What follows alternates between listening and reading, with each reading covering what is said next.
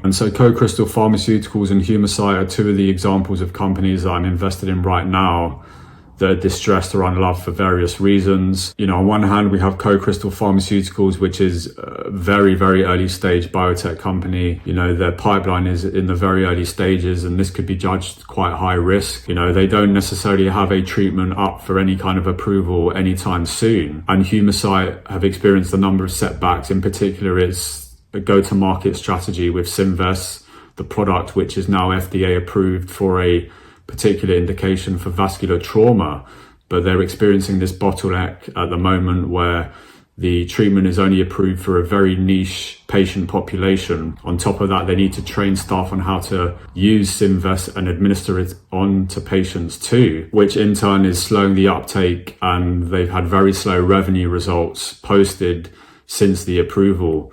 As a result, they've diluted numerous times. The stock is very unpopular. But I think one of the critical things that most investors are not looking at is trying to understand why the sales are slow.